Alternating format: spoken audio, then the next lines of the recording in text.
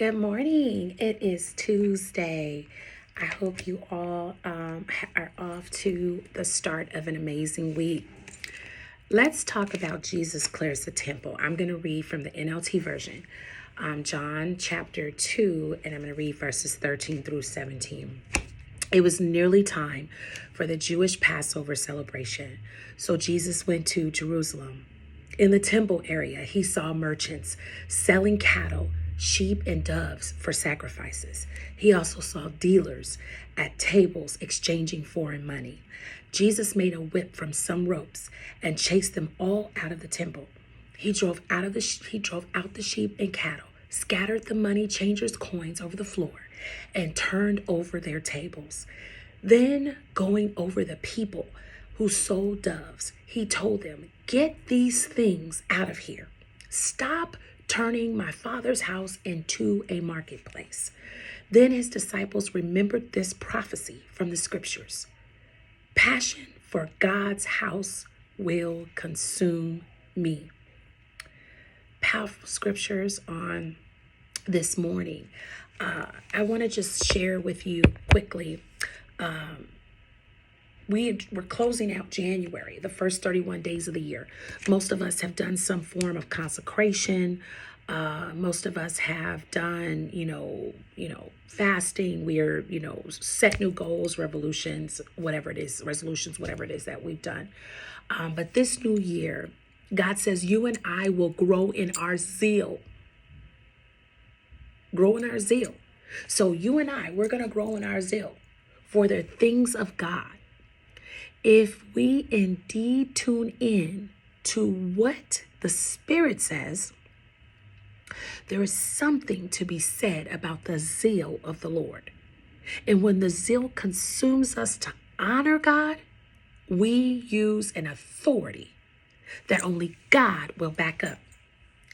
When Jesus ran the money changers out of the temple, he was using his authority to stand up for the house of God.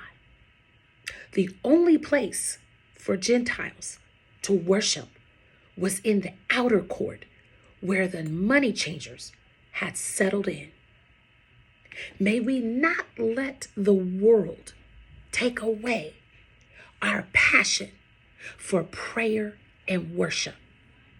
Again, let me say this. May we not let the world, the things that happen of this world, the things that people say, the things that folks come up with and burden us with, may we not let it take away our passion for prayer and worship. How you like that? That's today's message. Study the scriptures. Join me. I am joining a ministry. We're reading one psalm a day. So you read one chapter of Psalm for the next 150 days. We started yesterday. So I want you to read Psalm 1, and I want today for you to read Psalm 2. We're reading 150 chapters of Psalms, the chapters, one a day. So you're going to read one psalm a day. We're going to read the book of Psalms for 150 days. You're going to read one chapter of Psalm per day. Can you join me in that? That's the fast that we're going on, 150 days. One other thing, the Spirit of the Lord wanted me to say to you that we are in a time where things are ravishing around us.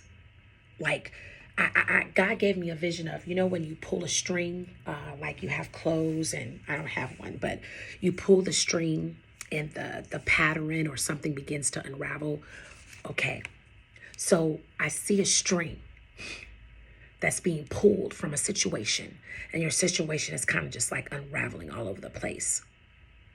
God said that he's unraveling certain things in your life because you need to let go of those things. You need to let them go. You need to be done with it. Whatever the situation is that is causing you anxiety, that is causing you not to do the things that God has called you to do. It's like a blockage. God, you pulled that string and now things are all out of control. That's because God wants you to walk away from it.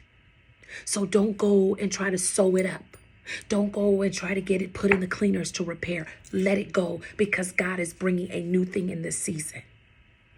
So we started off the year in 2023. We come up with all these different things that we want to do. You have to be able to be in position to do them. Someone at work came to me yesterday and they told me something and they wanted me to pray and they wanted me to do all of this. But I had to tell them that God said, the Spirit told me, let it go. There are some things that we're praying on and we want God to do something about them. Let them go, because the string has been pulled. Let it go. It's done. Release it.